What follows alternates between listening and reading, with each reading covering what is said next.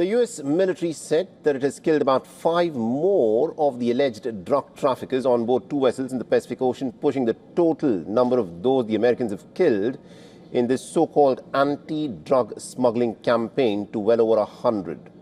In a post on X, the U.S. Southern Command said that the Joint Task Force Southern Spear conducted some lethal kinetic strikes on 2 vessels operated by what they claimed were designated terror organizations in international waters under the direction of the Secretary of War, Pete Hegseth. Now, it said that 3 people were killed in the first vessel and 2 were killed in the second vessel.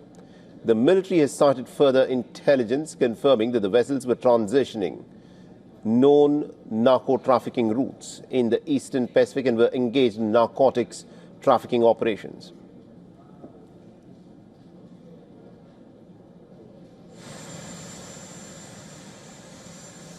And this comes after the American President Donald Trump asserted that he does not need any congressional approval to launch the strikes on land against Venezuela, despite criticism that he's already exceeding his constitutional authority with attacks at sea. And earlier this week, Trump ordered a complete blockade of all sanctioned tankers attempting to leave Venezuelan waters, as well as those arriving while the United States amassed its troops and warships in the region.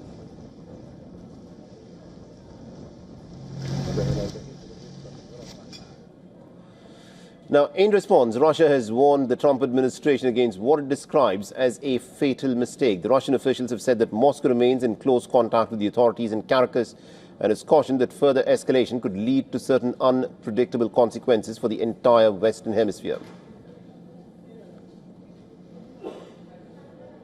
Now, Washington says that it is now squeezing Venezuela's main source of revenue as part of an effort to target terror, drug smuggling and human trafficking.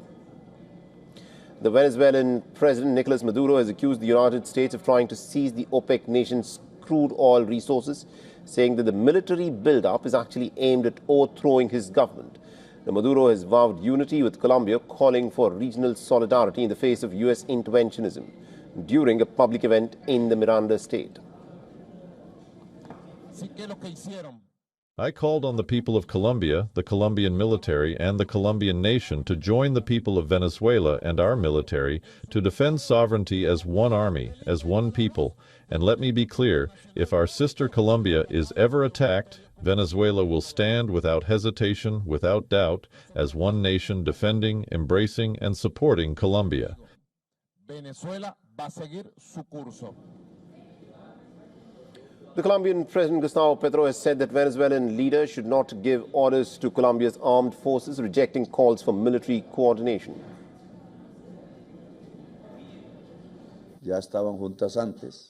No, he does not have to give orders to the military.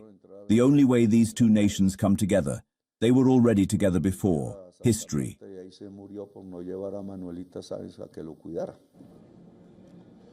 Now, the United Nations Security Council is all set to discuss the U.S. aggression in an emergency meeting on Tuesday. The regional leaders have also moved to ease the tensions. And Brazil's President Lula da Silva has said that he's very worried about the growing crisis on Brazil's doorstep.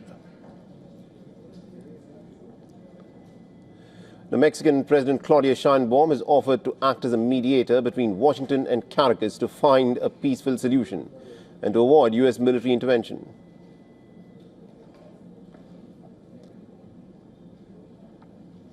Meanwhile, the U.S. military aircraft are operating at an airport in eastern Puerto Rico, part of a major American force build-up across the Caribbean.